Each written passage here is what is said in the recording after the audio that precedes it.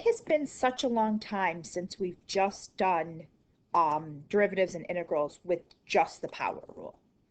And so I decided that, this is where we started the very first days we were doing derivatives and integrals. But again, we focused so much on chain rule, product rule, quotient rule, U substitution, natural log, inverse trig, all those things we've been focused on lately. And it's been a long time since we've done problems like this that are just straight power rule. So I do ask a couple of these basic ones on the final. So I decided this was worth reviewing for a few minutes for you. So again, I always suggest that you pause the video and try it first. Okay. Now, both of these problems, you know what? I need to make this a little more interesting though. Let's add a 3 there, just to add a constant. Okay.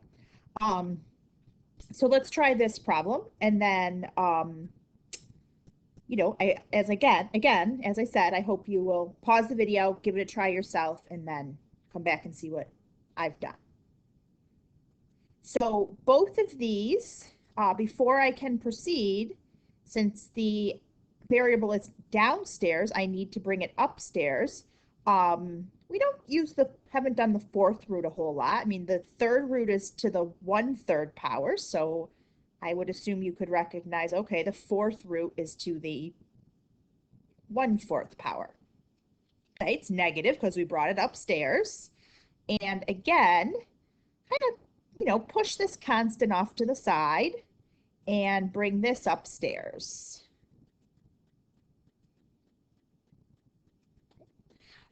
So then we do our integration thing, which is increase the power by 1 and divide by the new power. Of course, we never, if our new power is a fraction, we do not want complex fractions. So, and let's see, if I increase this by 1, okay, so I will get x to the 3/4, but I don't want to divide by 3/4. I want to multiply instead by the reciprocal, 4/3. All right, and then over here, I am going to get x to the negative first. Okay, and I'm just pushing the constant aside because that's what we can do. Ignore the constant for a minute, do our calculus, and then, multiply the constant back in at the end. So here's what happens when I increase the power by 1, divide by the new power. So we don't leave negative exponents either. So the x is going to come back downstairs. The 3 doesn't. Okay, so the 3 stays upstairs. I'm going to put quotation marks for this, right? This comes down to the next step. But over here, so let's see, we've got this 3. So this x is going to go downstairs, and this term as a whole is negative. So how about, because this was negative,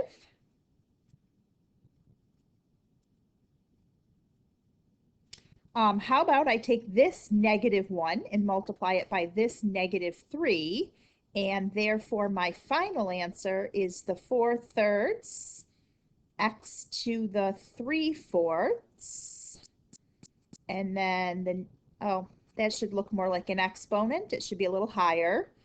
So minus becomes plus, and I'm going to put that 3 right up in the numerator. 3 over x, and since it's an integral, I can never forget my plus c.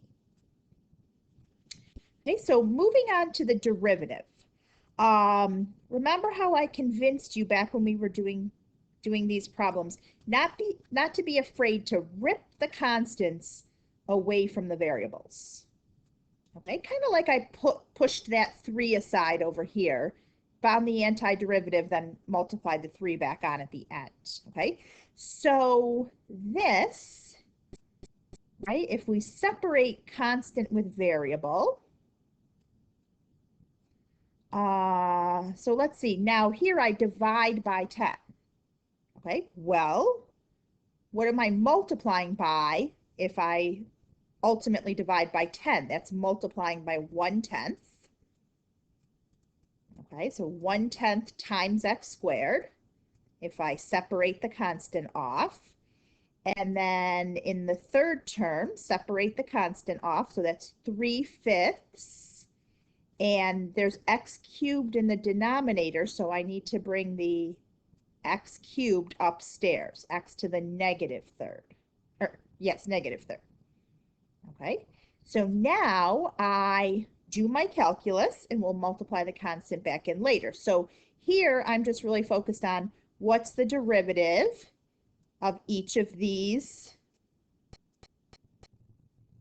and then I'll multiply my constant in at the end. Okay, so we should know the derivative of x is 1.